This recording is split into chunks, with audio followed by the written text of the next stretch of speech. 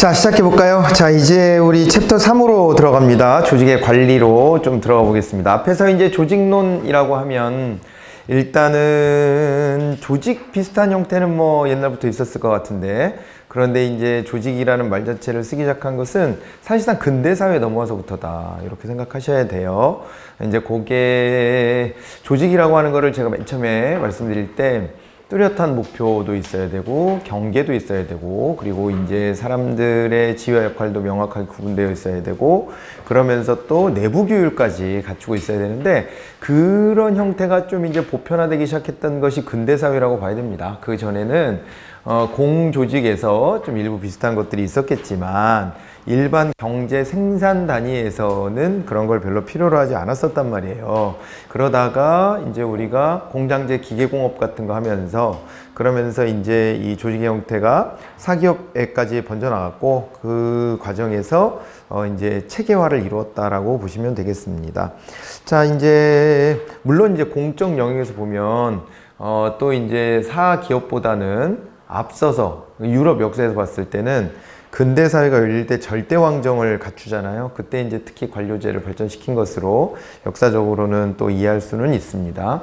자, 이제 아무튼 이런 과정을 거쳐 가지고 왔기 때문에 우리가 이제 조직이다 그랬을 때는 관료제를 제일 먼저 떠올리는 것인데, 그런데 이제 관료제만으로는 설명되지 않는 현상들이 있었습니다. 그래서 인간관계론 같은 게 등장하면서 비공식 조직에 대한 관심도 이제 생겼고, 그리고 또 이제 현대사회의 사회변동 속도가 워낙 빠르다 보니까 이제 그 탈관료제 조직에 대한 연구들도 아주 활발하고, 현실에서도 그런 것도 많이 반영하고 있다, 이런 것도 공부했습니다. 그리고 우리가 또 공부했던 게 정부 조직이 그러면 실제로 어떻게 구성되느냐, 뭐 이 부분에 대해서도 공부하는 거죠. 그래가지고 우리나라는 대통령제를 채택하고 있습니다. 그죠? 민주주의 국가 대부분은 의원내각제를 해요. 우리나라에서 의원내각제적으로 무슨 뭐 되게 이상한 사람 취급하고 막 그러던데, 왜 그런지 모르겠고, 대통령제를 하는 나라 중에 민주주의를 하는 나라가 드물어요. 그 정도로 대통령이 좀 약간 우려되는 지점도 있는 겁니다. 그러니까 왕의 대체자 같은 개념을 세워놓은 거잖아요. 그러니까 영국은 왕이 있어, 대신 있으되 힘을 쫙 빼놓고 형식적으로 만들어놨고, 그 다음에 대통령제는 미국에서 최초로 도입된 거잖아요. 미국에서 만들 때 자기네들이 이제 영국으로부터 독립한다 하면서, 그러면서 우리는 왕이 없는데 어떻게 하지? 하다 보니까 그러니까 이제 어떻게 보면 영국은 왕과 총리 이 구조가 된 거잖아요. 그러니까 총리가 실권자고 왕은 형식적 존재인데, 미국은 그 둘을 절충한 듯한 모델을 만들어낸 거예요. 이제 그게 대통령제라고 봐야 되고, 그거를 우리나라가 미 군정을 거치고 뭐 이런 과정에서, 그때도 사실은 뭐 의원내각제에 대한 입장이 좀 우세했는데, 그 이승만이라는 인물이 이제 대통령제를 많이 선호하고 그 권력투쟁에서 또 승리했잖아요. 이제 그 과정에서 여러분 한국사 공부하실 때 보시면 알겠지만 의원내각제로 구조화해 놓은 곳에다가 대통령만 다 얹었어, 위에다가. 그래가지고 우리나라 어정쩡하게 대통령제를 이제 시작하게 되는, 그러니까 밑에 틀은 의원내각제로 만들었는데 위에다 대통령을 얹고 대통령의 권한을 확 부여하는 이런 형태로 갔습니다. 독일과 같은 의원내각제에서도 대통령은 있긴 있거든요. 근데 대통령이 거기도 영국의 왕처럼 형식적으로만 존재해요.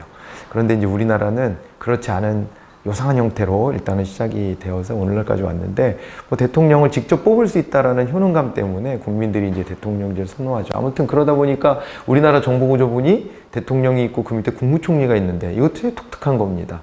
원래 총리가 같이 안 있죠. 미국만 하더라도 대통령하고 부통령이 있지 총리가 따로 있지 않습니다. 근데 우리나라는 자꾸만 의원내각제 하자고 하는 주장이 있는데 그걸 묵살하고 이제 권위주의 권력자들이 등장해서 자꾸 대통령제를 밀어붙였어요. 그러니까 이승만 정권 무너진 다음에도 의원내각제를 갔었잖아요. 갔는데 박정희라는 인물이 또 등장하면서 그러면서 대통령제로 다시 탈바꿈시켜버렸죠.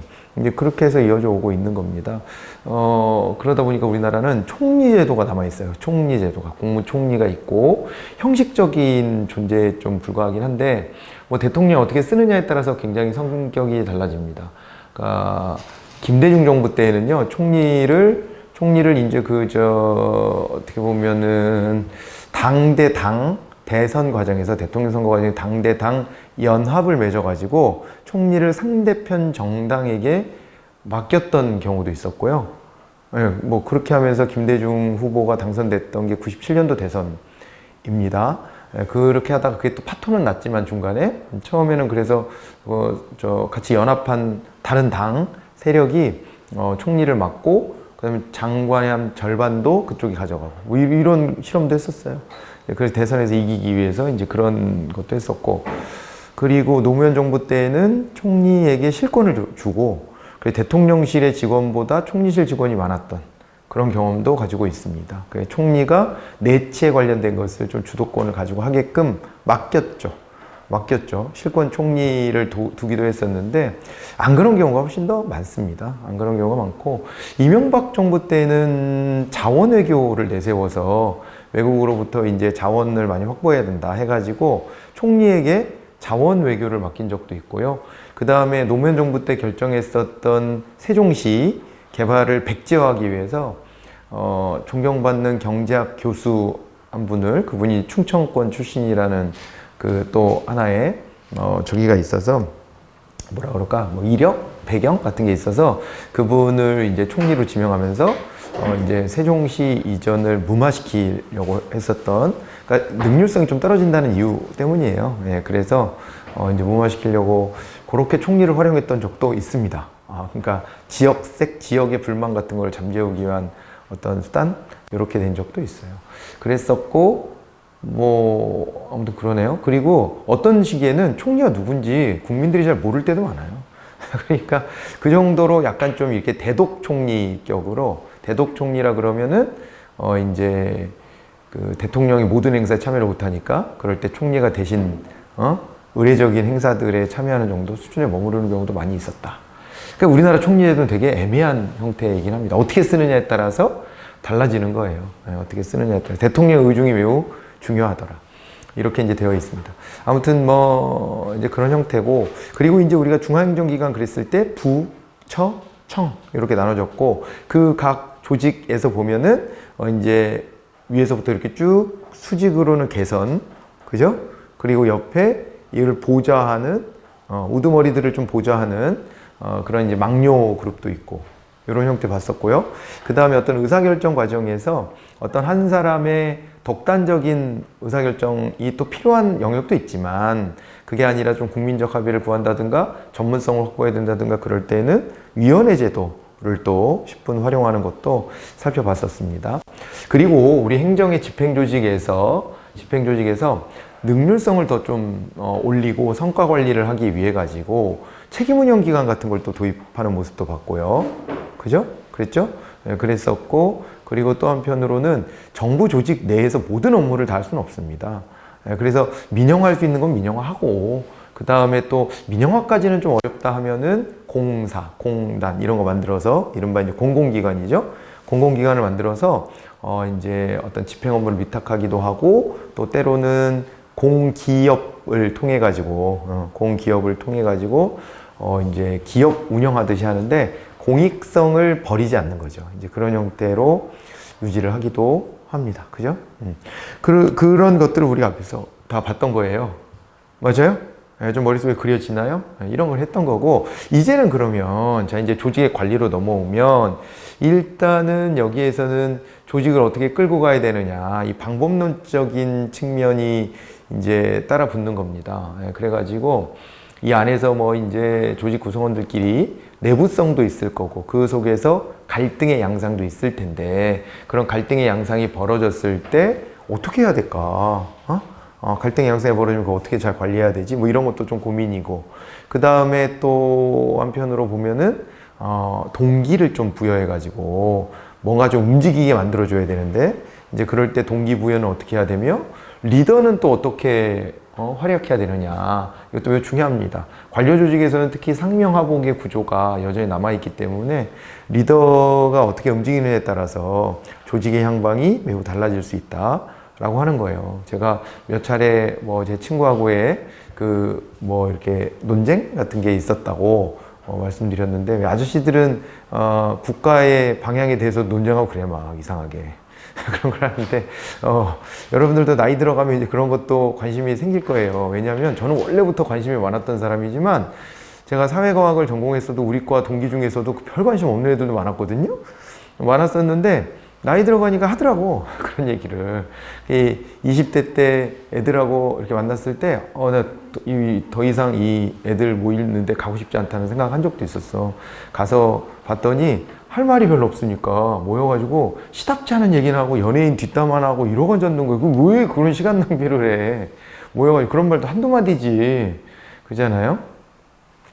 근데 계속 그런 얘기만 하고 있고 별 의미도 없는 것 같고 뭐 그런 느낌을 받았었는데, 한 10년쯤 지난 다음에 만나보니까 이제 결혼도 하고 애도 키우고 이러다 보니 뭐 이제 주제가 폭넓어지더라고요. 이제 그런 거를 말하는 걸 쑥스러워하고 자기 그런 견해 같은 거, 사회적인 소신 같은 것들을 말하기 좀 주저하게 되잖아요, 대부분.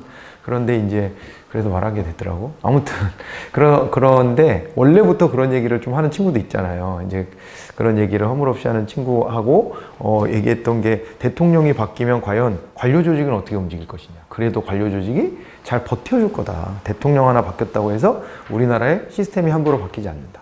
라는 견해를 가진 친구와, 그래도 영향이 만만치 않다. 뭐 시스템이 완전 붕괴되진 않더라도 영향력이 클 거다라고 봤던 제 견해. 이걸 가지고 현재의 시국을 판단해 보는 거지, 이제. 그죠? 그러니까 왜냐면 전 정부랑 지금 정부의 리더의 스타일이 많이 다르고 방향이 다르잖아요. 그럴 때 이제 국가가 어떻게 움직이는가 이런 걸 보는 것도 흥미로운 대목이에요, 사실은.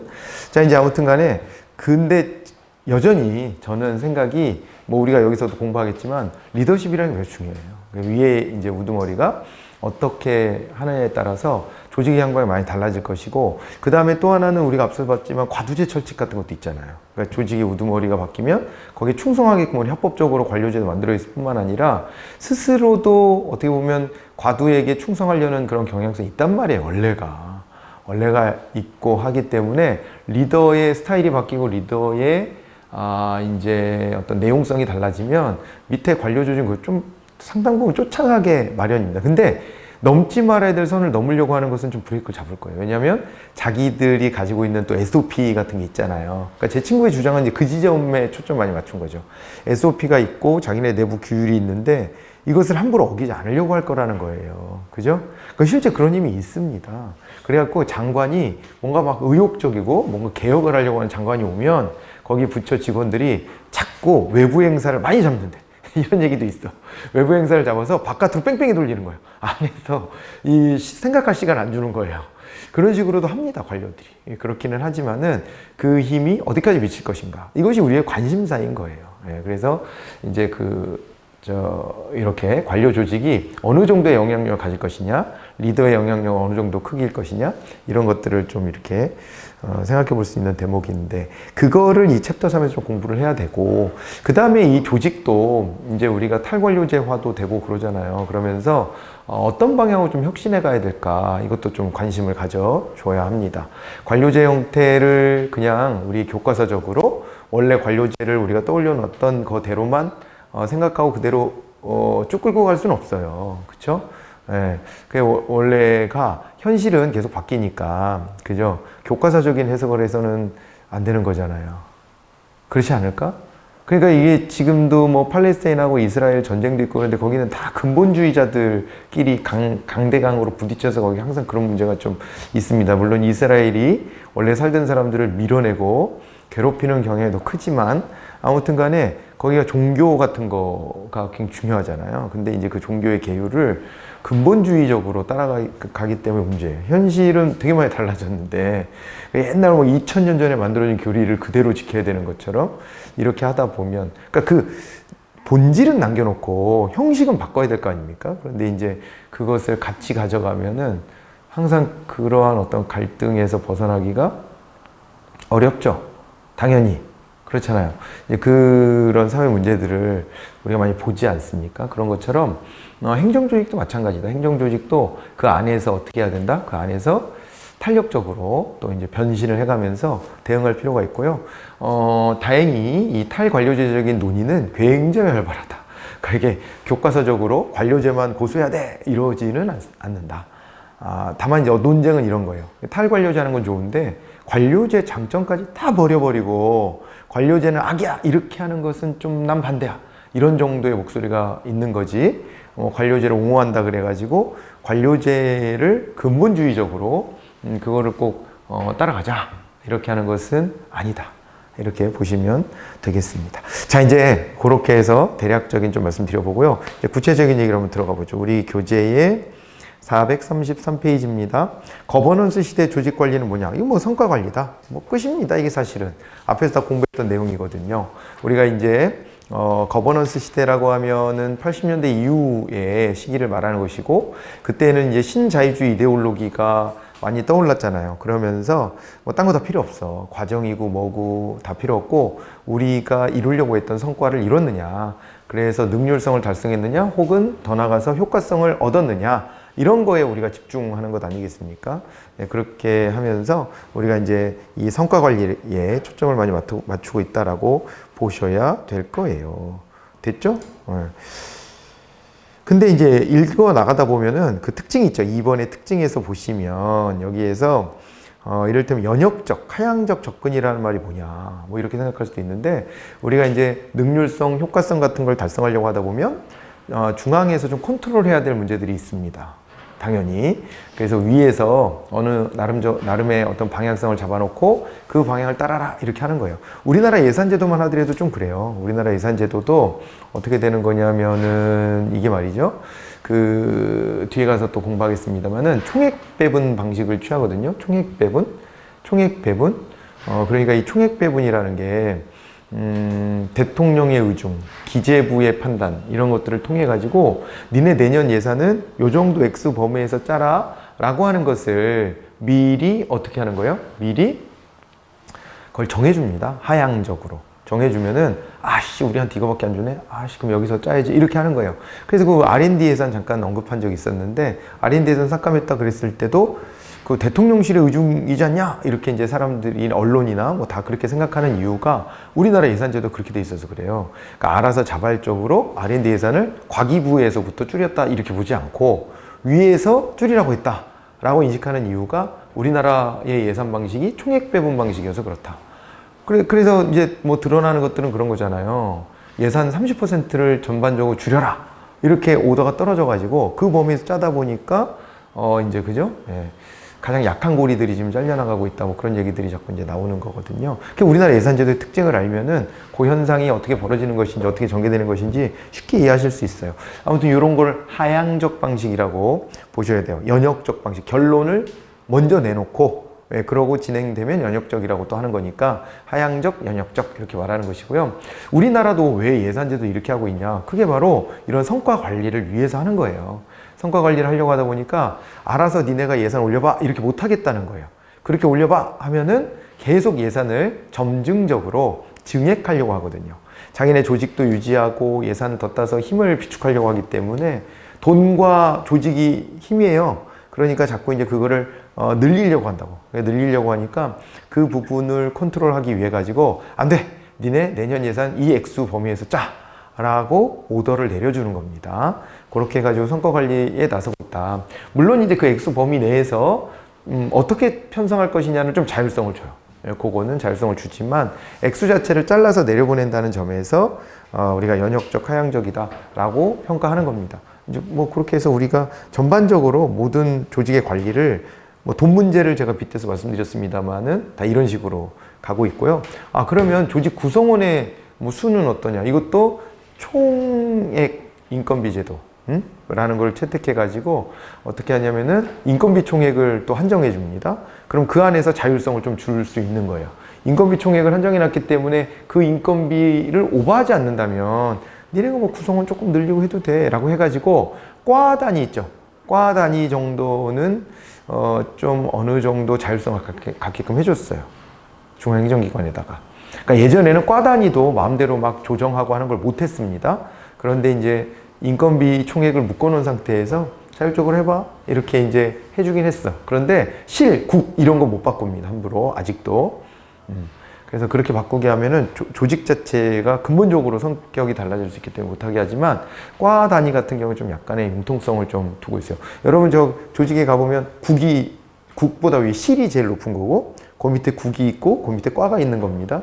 네, 그래가지고 그렇게 해가지고 우리가 연역적 하향적으로 위에서 컨트롤을 하면서 나름의 자율성을 주고 있다 정도로 생각하시면 성과관리에서 왜 연역적 그리고 이런 하향적 접근이 필요한지 이걸 생각해 보실 수 있을 거예요. 그렇게 해가지고 돈을 낭비하지 않도록 하는 것이 매우 중요하게 보고 있습니다. 뭐 그런 정도 보시고 그 다음에 이제 3번으로 넘어가 보세요. 주요 과정 및 한계 그래가지고 성과지표 개발 그랬는데 이거 앞에서 여러 번 봤습니다. 투입, 과정, 산출, 결과, 영향. 그래서 요거를 우리가 이제 프로그램 논리 모형이라 그래가지고 정책 평가할 때도 요 플로우에다가 집어넣어 보고 이 정책이 잘 됐다 못했다 이런 것들을 또 평가하기도 합니다. 그래서 인풋 대비 아웃풋 정도를 보는 것을 우리가 이제 뭐라 그래요? 인풋 대비 아웃풋을 보는 거 이것을 갖다가 뭐라고 한다? 그거를 우리가 능률성이라고 하는 거죠. 근데 이제 그 이후에 나오는 그 결과와 영향까지를 본다 라고 하면 그것은 효과성이라고 얘기하는 거였습니다. 그죠? 그래서 우리 지금은 신자유주의 시대에는 거버넌스 시대에는 이 성과관리라고 할 때 거기에는 능률성과 효과성을 다 포괄하기 때문에 이렇게 산출뿐만 아니라 결과나 영향에까지 신경을 써야 한다 이렇게 봐두시면 되겠습니다. 그거 보시고 그 다음에 또 이제 성과계약제도 같은 것도 도입하고 있어요. 특히 이제 4급 이상 공무원은 무조건 성과 계약을 맺고 그거에 따라서 이제 평가받고 급여 수준도 결정하고 이렇게 하는 구조를 가지고 있고요. 그리고 필요에 따라 5급 공무원에까지 이런 이제 연봉제 계약을 체결할 수 있기 때문에 그때 이제 성과 계약을 체결하죠. 그러니까 6급 이하의 주무관이라고 불리는 실무진 같은 경우에는 이제 간부급이라기보다는 좀 실무진에 해당합니다. 여기 같은 경우는 이제 아직도 위계서열적인 연공급 그리고 뭐 연공 서열에 따라서 급여 주는 거 알죠? 호봉제 이런 거를 해요. 기본적으로 6급까지는.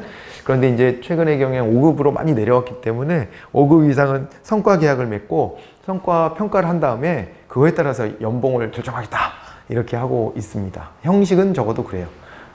내용은 단박에 그럼 너는 성과가 없으니까 작년 월급보다 절반이야 이렇게는 못하긴 하는데 그래도 형식은 이렇게 취하고 있구나 라고 하는 것을 좀 받으실 수 있고요. 그래서 성과계약 체결과 성과평가 이런 얘기들이 나와 있는 겁니다. 그렇기는 한데 쉽지는 않다 뭐 그런 게 괄호 4번에 한계로 쭉 나와 있는 거예요. 그냥 뭐 간단히 보시면 되고요. 그 다음에 이제 갈등관리입니다. 갈등관리인데 이 갈등이라고 하는 것도 뭐 불가피합니다. 우리가 이제 상호작용 과정에서 보면 협력을 할 때도 있지만 때로는 또 경쟁도 하고 때로는 또 갈등을 겪기도 하는 거죠. 갈등이라고 하는 건 왜 생기냐? 기본적으로요, 철학의 차이 때문에 갈등이 생기는 경우들이 많이 있습니다. 그죠? 철학의 차이. 이를테면 남과 북이 대립하고 있는 것은 경제적 제도에서의 철학의 차이가 일단은 그 시작점이었다고 봐야 되겠죠? 거기다가 이제 나중에 뭐 권력욕 같은 것이 붙어가지고, 그죠? 뭐 그러다 보니까 동족 상잔의 비극과, 그러니까 오늘날까지도 아시안 게임에서 서로 눈길도 마주하지 않고, 뭐 북한에서는 우리나라를 보도하면서 그 괴뢰 이렇게 딱 썼더라고. 근데 그 TV 화면에 그걸 송출할 때 괴뢰 이렇게 썼어. 언제적 단어야 이거 도대체. 괴뢰 이런 말 들어보신 적 있어요? 우리도 북한을 괴뢰라고 했어요. 괴뢰라고 하는 것은 서로가 상대방이 정당성이 없다 라고 얘기할 때 괴뢰 집단이다 라고 얘기하는 거거든요. 어려운 한자 표현이죠. 그런데 우리 괴뢰라고 표현했는데 자기네들 불쾌했다 이거야. 왜냐면은 자기네들 공식 명칭은 조선민주주의인민공화국이잖아요. 그래서 북조선이라고 불러. 남조선, 북조선 이렇게 부르는데 우리가 이제 막 다가가서 기자들이 가서 북한이라는 표현을 쓰거나 북측이라는 표현을 쓰는 것까지도 불쾌했다는 거예요. 그래가지고 괴뢰 막 이러면서 하고, 그 다음에 선수단한테 응대하지 말라 그래서 뭐 인터뷰하는 거 보니까 농구는 뭐 지난번 아시안게임 때는 단일팀으로 나갔는데 여자 농구팀이, 그런데 이번에는 서로 남북 대결을 했는데도 불구하고 아는 사이인데 말도 못하고, 뭐 뒤로는 좀 이렇게 한마디 했을 수는 있지만 공식적으로는 말 한마디 못한 이런 상황이라는데, 이 왜 시작됐을까 이렇게 보면은 일단은 첫 번째가 뭐라는 거예요. 제가 지금 가치관의 대립이에요. 근데 그 안에 권력자들이나 뭐 이런 애들 붙은 거잖아요. 그래서 이제 그거는 뭐라고 봐야 되냐면요, 이해관계 충돌입니다. 이해관계 충돌. 근데 이게 이 남과 북의 아주 거창한 얘기에서도 갈등을 그렇게 설명하지만 우리들 그 일반적인 사회 집단 안에서도 갈등이 발생하는 것은 이 두 가지예요. 그럼 가치관의 대립, 그죠? 집에서 왜 추석 때 요즘에 정치 얘기 같은 거 잘 안 하죠? 정치 얘기 괜히 섣부르게 꺼냈다가 괜히 분위기만 나빠지고 험악해지고 그렇다고 안 바뀌거든, 잘. 자기가 맨날 1번, 1번, 2번은 바뀌는 거니까 그 빨간 당만 찍었던 그 분이 갑자기 뭐 자식이 파란 당 찍어야 돼요 그런다고 갑자기 그날 마음이 바뀌어갖고 파란 당을 찍느냐. 그럴 사람이면 이미 어쩔 때는 파란색, 어떨 때는 빨간색 찍었겠지. 스윙부터였겠지. 이제 그러지 않았던 사람은요, 절대 못 찍어요. 정서적으로도 그렇게 되기가 쉽지 않아. 그래서 너무 마음이 불편할 때는 그냥 투표를 안 하고 말지, 가서 찍어주진 않아. 그래서 만약에 여러분들이 어떤 정책 신념이 있는데 부모님을 설득해야 된다 그러면 투표를 못하게 방해하는 게 제일 좋은 방법이지. 투표를 이쪽으로 건너와서 하세요. 그게 어느 색이든 간에. 아무튼 그렇게 하면은 안 됩니다, 잘. 안 돼요. 그래서 여러분들 파트너? 뭐 이제 배우자? 선택할 때에도 만약에 내가 정치적 소신이 좀 있는 편이다라고 하면은 그런 것도 잘 좀 따져봐야 돼. 안 그러면은 안 돼. 서로 완전 색깔이 다른데 완고해, 양쪽 다. 그럼 진짜 넓은 포용력을 가졌거나 아니면은 괜한 갈등이 생기기도 하죠. 쉽지 않아요. 이 가치관이라고 하는 게 한번 형성되면 바뀌기도 좀 어렵습니다. 그래서 자꾸 갈등이 벌어져요. 우리 일상생활에서도 그 가치관 차이 때문에 갈등이 벌어지는데, 아니, 그런 정치적인 가치관뿐만이 아니에요. 그냥 생활할 때 가치관 같은 것도 있죠. 부모님 세대와 저희 세대는요, 제 세대는 부모님하고 이런 것조차도 차이가 있어. 외식 같은 거 한번 하려고 그래도 되게 안 좋게 생각하셔. 그러니까 지금 노인 세대들이죠. 왜냐하면 옛날에 없이 살던 시절이 있고 그러니까 외식을 한다는 것은 굉장한 낭비라고 생각을 하는 거예요. 그러니까 본인이 노동력으로 모든 걸 다 해결하고 그렇게 해서 그 외식을 하면은 그 사람이 나한테 제공해 준 서비스의 대가를 내가 지불하는 거잖아요. 근데 그 서비스 대가를 주면 안 되는 거예요. 그러니까 사실은 식재료는 똑같이 들어가는 거 아닙니까? 어떻게 보면. 그리고 식당이 오히려 대량으로 취급하니까 식재료는 싸게 가져올 수도 있어. 그럼에도 불구하고 그 서비스 비용 이런 것들을 싹 다 가져다가 집에서 다 그죠, 요리도 해서 먹고 설거지도 내가 하고 해야 된다라고 하는 믿음이 굉장히 강하시고, 그 틀린 얘기는 아니잖아요. 뭐 아껴라 이렇게 하는 건데 나쁜 얘기는 아닌데, 그런데 굉장히 답답할 정도로 이제 그런 경우도 있습니다. 이런 거조차도 가치관의 대립일 수 있는 거죠. 이해 올까요? 네, 그래서 가치관의 대립을 너무 과대하게 생각할 것도 아니야. 그러니까 일상생활에서 뭐 자기 나름의 철학 같은 것들이 있으면 그때 가치관의 대립이고, 그런 것 때문에 괜히 갈등이 벌어지기도 하고 그렇답니다. 그리고 이제 또 하나는 이해가 충돌하는 이유는 자원의 희소성 때문이죠. 그렇기 때문에 구하는 모든 것들을 다 가질 수가 없고, 그렇기 때문에 경쟁해야 되고, 그 경쟁 속에서 어떻게 되는 겁니까? 그 경쟁 과정에서 이제 경쟁 과정에서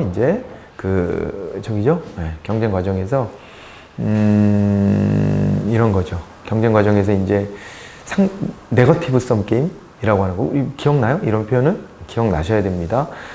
우리가 이제 이익 집단들을 다 존중하다 보면 네거티브 썸 게임이 벌어집니다. 네거티브 썸 게임. 내가 하나 더 가져야 상대방이 이제 덜 가져야 아니지, 거꾸로 얘기하자. 상대방이 덜 가져야 내가 하나 더 가질 수 있는 이런 형태요. 집에서도요, 그런 거예요. 여러분들 어릴 때 설거지 열심히 하고 그랬어? 안 했어? 안 했으면은 내가 설거지를 안 함으로써 엄마가 하잖아. 그죠? 누군가가 하지. 그게 이해관계 충돌이야. 그것도 일종의. 그래서 봐도 못 본 척. 이렇게. 그죠? 모르는 척하고 지나가면 누군가는 하는 거잖아요. 그러면 상대방이 불리해지면서 내가 유리해지는. 그래서 우리가 가사노동을 혹여 집안에서 엄마라고 하는 여성 노동자한테 떠넘긴 것은 아닌지 반성해 봐야 됩니다. 뭐 이제 그렇게 되면은 결국에는 어떻게 돼요? 뭐 저도 마찬가지고요. 저 시대는 더 심했지. 그러니까 엄마들은 아들한테 그런 거 시키지 않는다라는 것도 있었어. 그래가지고 애써 내가 하려고 그래도 못하게 하고 뭐 이렇게 하니까 뭐 거기에 안주하는 거죠. 그냥 당연하다는 듯이 반성이 됩니다. 반성이 되는데, 그렇게 하면은 이제 본인의 시간을 그만큼 가족에게 헌신하면서 써야 되는데, 이런 것도 일종의 이제 그러다가 갑자기 어느 날 갑자기 이걸 도맡아 하던 사람이 화가 나. 그죠? 그 폭발해. 그럼 갈등이 생기는 거야. 그러지 않아요? 이럴 수 있는 여지들 가지고 있다. 자, 그래서 갈등은 그렇게 생긴 건데, 자, 보세요. 갈등이 나쁘기만 하냐? 아니, 그렇지는 않은 것 같아요. 이제 여기서부터가 진짜 중요한 이론이에요. 그 갈등이 나쁘냐? 안 나쁘다. 아니, 안 나쁘다고 하기도 좀 그래. 그러니까 경우에 따라 다르다. 뭐 잘 활용하면 좋다. 이런 정도 할까요? 네, 그래서 갈등이 나쁘게 인식되었던 것은 잘못하면 이게, 그죠? 부부 간에 갈등이 벌어지면 이혼을 할 수도 있는 거고요. 부모 자식 간에서 갈등이 벌어지면, 떨어져서요. 안 보고 사는 사이가 될 수도 있어요. 그렇잖아요. 그래가지고 혼자 사는 노인들이 쓸쓸히 죽어가는 고독사 문제 같은 것들이 심각한 사회 문제로 또 대두하고 있지 않습니까? 그런데 그런 걸 보면 자식한테 가서 물어보면 입장이 다 있습니다. 자식이 못된 놈이라서 그럴 수도 있지만, 뭐 경우에 따라서는 아버지가 가족을 버리고 재밌자고 나가가지고 혼자 살다가 이제 와서 늙어가지고 집도 절도 없고 뭐 의지할 데 없으니까 찾아왔다. 이러면은 자식 입장에서 마음이 쉽게 열릴 수 있는 부분도 아니잖아. 근데 이런 뭐 갈등들이 생기다 보면 여러 가지 사회 문제를 일으키고 개인들도 굉장히 불행해지는 뭐 그런 자식의 마음은 편하겠습니까? 그러다 보면은 그죠? 이게 안 좋은 거지 뭐 다. 그러니까 이런 걸 생각해 볼 수 있고 또 그 다음에 우리 아까 남북 문제 얘기했지만은 동족상잔의 비극을 벌였잖아요. 그러니까 잘못하면은 서로를 파괴하고 그죠? 사살해 버리려고 하는. 도대체 그놈의 이데올로기가 뭐길래 그런 것 때문에 사람 죽여야 됩니까? 말이 안 되잖아요. 그런 걸로 사람 죽일 듯이 싸우는 거는 되게 못난 짓입니다. 못난 짓. 못난 짓. 정치적인 어떤 견해 때문에 확 상대방한테 막 불같이 화를 내고 아니 그게 우리 다 잘 살자고 공동체에 나아갈 방향을 고민하면서 정치적 견해가 엇갈린 것뿐인데 이걸 가지고 상대방을 배격하는 태도를 보인다? 이거 되게 뭐 본말이 전도된 거예요. 희한한 짓을 하는 거잖아요.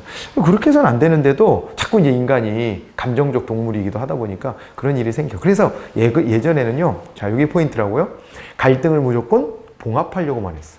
갈등을 없애려고만 했다. 그런데 가만 보니까 갈등을 잘 활용하면 여기서 경쟁심 같은 게 막 생겨. 그죠? 경쟁심이 생겨. 일단 경쟁심이 생기면 어떻게 될까요? 그러면 좀 발전할 수 있는 거예요. 그러니까 갈등이 상대방을 파멸로 이르게 하려는 그런 욕망까지만 가지 않게 컨트롤하고 적당하게 긴장감을 조성하잖아요. 그럼 어떻게 된다? 그러면은 자기 능력치의 최대치를 발휘하게 된다는 거예요. 자기 능력의 최대치를 발휘하려고 하게 된다. 그죠? 내가 쟤는 이겨야 돼. 이런 게 되니까. 아니 우리가 축구 경기 같은 것도 일본하고 할 때는 조금 더 힘내서 파이팅하게 하고 하는 것도 이런 긍정적 효과죠. 갈등이 가져온 긍정적 효과? 뭐 이렇게 볼 수 있는 것 아닐까요? 근데 이제 그걸 넘어서면 좀 이제 위태로워지니까 잘 관리할 필요는 있습니다. 그리고요, 외부하고의 갈등이 생기면 그러면 어때요? 안으로는 우리끼리는 단결하게 되어 있는 거예요. 그렇잖아요. 그 예전에 정치인 한 분이 그런 말 한 적이 있어요. 우리가 외계인이 지구를 침략하면 일본하고도 손잡아야 된다. 그런 얘기를 했거든요. 그러니까 그분은 뭐 취지는 그러니까 이제 우리가 여야 대립하지 말고 일본이나 뭐 국제적인 문제가 있을 때는 우리끼리 손잡아야 된다. 그 얘기를 하던 끝에 아니 외부에 그런 공동의 적이 나타나면 같이 힘을 모아야지 안 그러면 되겠냐라고 말하다가 외계인이 침공하면 전 지구인이 단합해야 되지 아니겠냐라고 얘기하면서 그 얘기를 하더라고요. 위트 있게. 근데 이게 맞잖아요. 그죠? 이게 뭐냐면요. 갈등의 순기능 중에 하나인데 외부하고의 갈등을 벌이면 내부의 갈등이 사라져. 내부의 갈등이 사라진다는 거예요. 지금 하마스, 팔레스타인에서 팔레스타인은 무장단체인데 하마스는 불법단체로 규정되어 있는 곳이에요, 사실은. 그런데 이 하마스가 주도권을 좀 잃고 있었거든요. 근데 얘네가 갑자기 이스라엘을 공격했잖아요. 어제? 그저께인가? 로켓을 막 쏘고 그래가지고 민간인 사상자들이 많이 나오고 그러고 있는데 그런데 이제 이스라엘에 네타냐후인가? 그 총리가 있거든요. 오래된 인물입니다. 근데 그 양반이 안으로 지지세가 굉장히 약화되고 있었대. 그러고 있는데 갑자기 거기서 고마운 일은 아니지. 고마운 일은 아닌데 뭐라고 표현해야 되나. 정치적 입지에서는 기회를 얻은 거예요. 그래갖고 막 이스라엘 사람들이 많이 죽었거든요. 원래는 팔레스타인 사람들이 주로 죽는데 이스라엘 사람들이 대거 죽었어. 기습을 당해가지고. 그렇게 되니까 어떻게 돼요? 여기서 갑자기 이제 내부에서 총리 미워! 했던 사람들도 총리 중심으로 모일 수밖에 없는 겁니다. 네, 그게 갈등의 또 하나의 기능이에요. 그렇게 됩니다. 그래서 애석하지만 실제 남북의 정치 세력이, 그죠? 어쩔 때는요, 일부러 자기네 권력을 공고히 하고 싶을 때 남북 긴장을 조성했던 사례도 실제 있습니다. 옛날에 그 드러난 게 있어요. 북한하고 뒤로 얘기해가지고 남쪽으로 총 좀 쏴줘. 그런 것도 있었어. 실제 총 좀 쏴줘봐. 그러면은 서로 긴장이 조성되면 남북이 서로 그 권력자들은 좋은 거예요.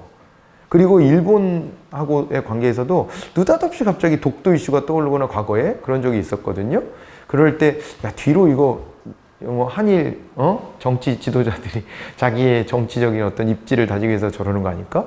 라고 하는 의구심을 품어보기도 했죠. 이제 뭐, 그게 증거까지는 없었지만, 이제 그게 갈등을 그렇게 활용할 수도 있다는 거를 얘기하는 겁니다. 그래서 지금은 갈등을 일부러, 갈등이 너무 없을 때는 갈등을 조성하는 그런 것도 한다. 이렇게 봐두시면 됩니다. 아시겠죠? 그래서 나머지 쭉 지나가셔도 돼요. 제가 지금 판서 안 하는 것은 뭐 그냥 가볍게 툭툭 치고 지나가도 되고 뭐 문제도 가끔 나온다 그런 정도의 의미가 되는 거예요. 제가 웬만한 중요한 거는 다 판서해 드리잖아요. 네. 그러니까 그렇게 생각하고 그냥 이건 쉽잖아요. 지금 얘기가 쭉쭉 지나가시면 됩니다. 쭉쭉 지나가시고 그랬을 때 이제 중요한 것은요. 이 갈등 관리 이제 방안입니다. 그럴 때 괄호 1번에 4번에 갈등 관리 방안이 있죠. 괄호 1번에 보시면 갈등의 예방 및 해소 전략이 하나가 나와 있고요.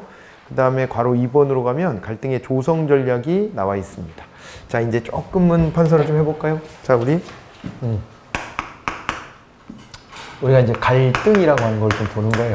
갈등이라고 하는 애가 있는데, 갈등이 이제 순기능도 있고 역기능도 있더라. 뭐 이렇게 이제 얘기를 했습니다. 그래가지고 갈등에 대해서는 일단 뭐 앞에 얘기들은 굳이 판서 안 할게요. 근데 이제 이게 뭐냐면은 갈등에 대한 해소 전략이 있고, 우리 시험 나오는 포인트는 이쪽이에요. 갈등을 해소하는 전략이 있고, 그 다음에 갈등을 조성하는 전략이 있더라. 이렇게 가는 겁니다. 갈등 해소 전략과 갈등의 조성 전략이라고 하는 게 있더라. 이렇게 되는데, 갈등 해소 전략이다라고 하면 그것은요, 기존에 있던 갈등을 없애려고 하는 거잖아요. 그래서 이 갈등과 관련해서 뭐 여러 가지 노력을 해야 될 텐데, 뭐 그거보다는 여기 토마스의 갈등 관리 모형을 한번 여기서는 정리해 놓고 가실 필요가 있어요.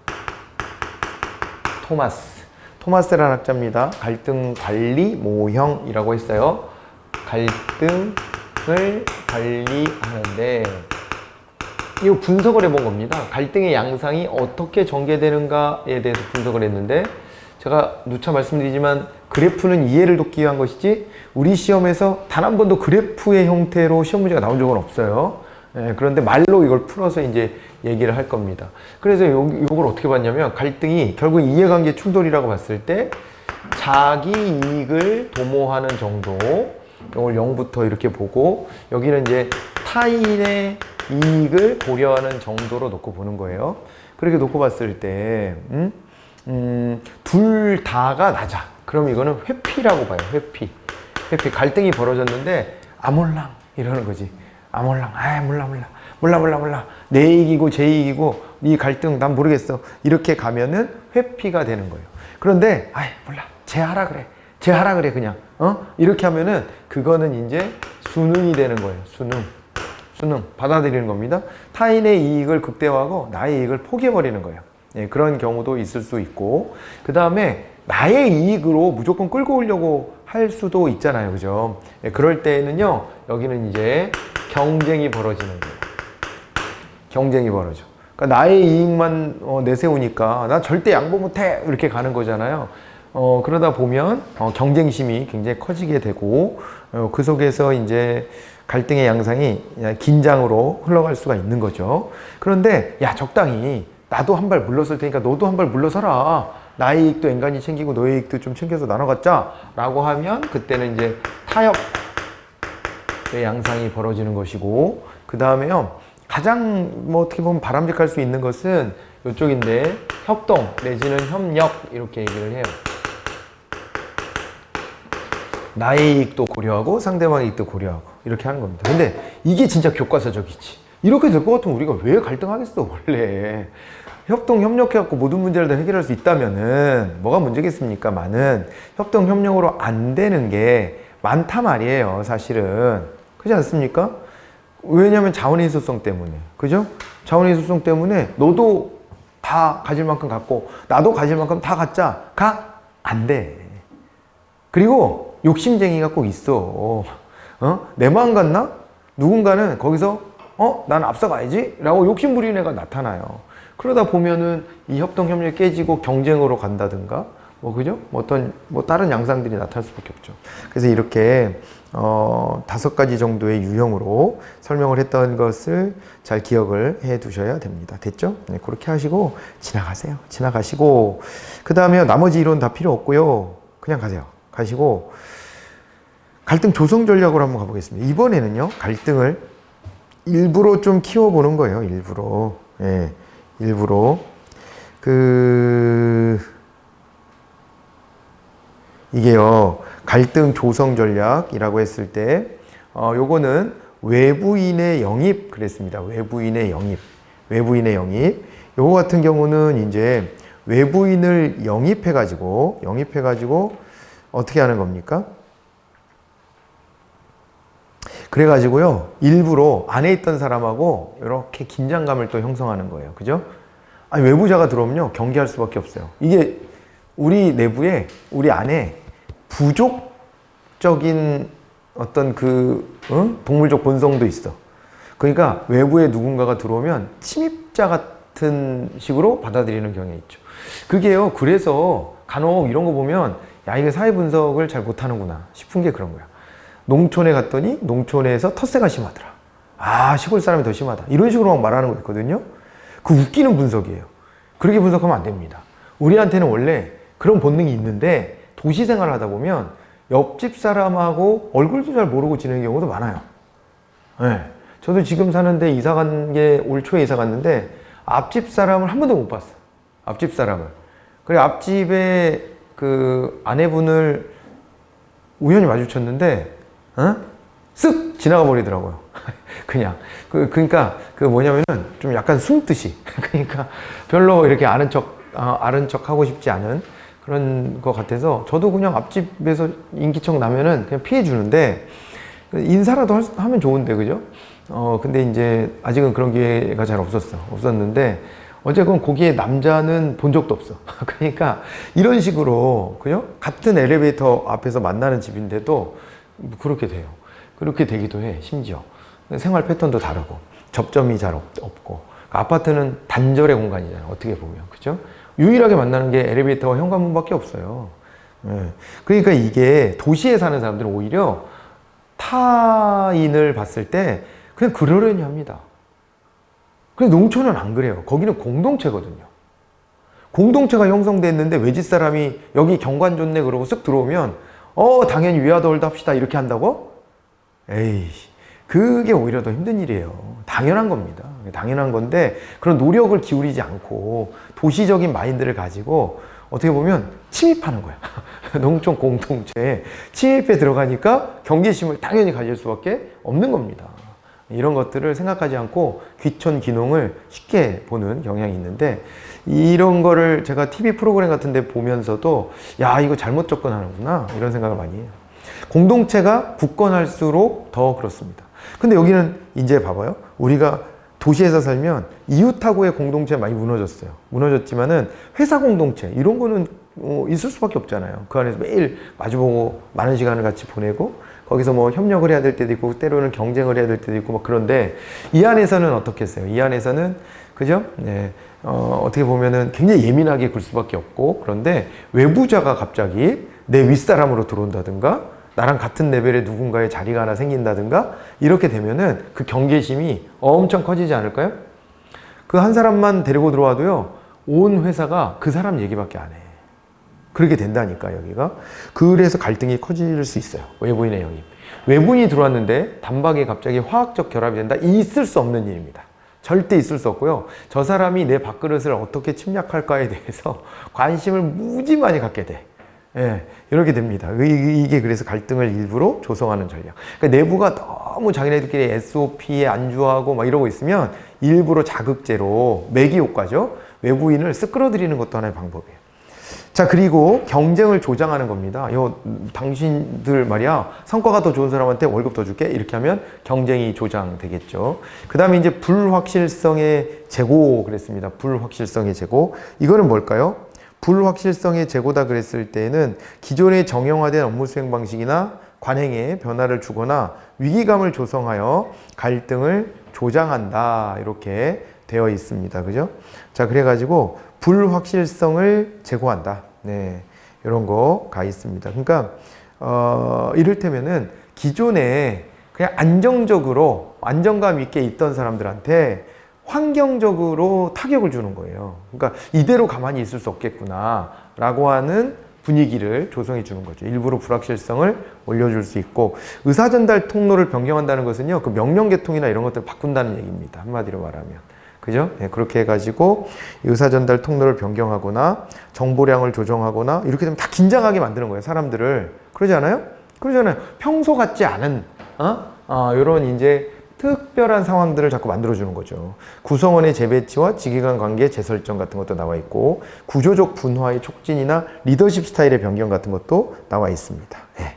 이런 식으로 해가지고, 이를테면 갈등을 일부러 조성한다. 그게 리더십 스타일 변경은 이런 거잖아요. 같은 사람이 하면 이거 안 돼. 잘. 같은 사람. 평소에 되게 유하게 민주적인 리더십을 가지고 있던 사람이 어느 날 갑자기 그죠? 우리 조직에 자극을 줘야 되겠다 그러면서 권위적으로 막 바뀌어, 사람이. 막 서류 던지면서 욕하고 막 이래. 그러면요, 안 먹혀. 잘. 처음에는 뭐지? 하고 당황하겠지만 좀 있다 보면은 이상하다. 이런 생각을 하게 되니까 실제로는 어떻게 하는 겁니까? 위에 있는 사람을 바꿔주는 거죠. 사람을 바꿔주면 또 거기에 맞춰서 가게 되고, 그러면 평소에 했던 패턴하고는 좀 다르게 움직이게 될 수밖에 없어요. 자, 이제 그런 것까지를 포함하고 있는 겁니다. 그러니까 이거 외울 필요 없겠죠? 이런 식으로 뭔가 낯설게 하기라고 생각하시면 돼요. 갈등의 조성은 낯설게 하는 겁니다. 낯설게 하는 거. 알겠죠? 낯설게 하는 거. 갈등을 완화하는 방법하고는 좀 달라요. 갈등을 완화할 때에는 편안하게 해줘야 되죠. 그렇죠? 편안하게 해주고 서로가 교류하면서, 그러면서 이제 일체감을 가질 수 있도록 만들어주는 게 매우 중요하고, 그래서 일부러 어쩔 때는 아까 뭐라 그랬어요? 일부러 외부에 적을 상정해서 그 적을 막 공격하기도 합니다. 그러면은 내부의 단결이 공고해질 수 있거든요. 그런 식으로도 하는 건데, 그런데 어때요? 그런데 이 갈등의 조성 전략은 낯설게 하기, 평소 같지 않게 만들어 버리는 거예요. 그래서 가만히 그냥 그 자리에 멈춰 있지 못하도록 하는 거. 이렇게 생각하시면 다 해결이 되지 않을까 싶어요. 자, 그 다음에는 이제 네모 3번으로 가봅니다. 조직 진단과 변화 관리라고 했는데요. 이거는 뭐 볼 건 없어요. 예, 그냥 지나갈게요. 예, 이건 지나가고요. 요거 이제 중요합니다. 자, 이제 우리가 관료제에서 탈관료제가 되어 가고 있다 그랬잖아요. 그럴 때 이제 진짜 중요한 게 어떤 거냐면 이제 조직의 혁신이다라고 하는 부분이거든요. 조직의 혁신이라고 하는 건데, 조직의 혁신은 큰 틀에서 보면 관료제에서 탈피하는 겁니다. 관료제로부터 탈피해서 탈관료제적인 개혁을 하는 거예요.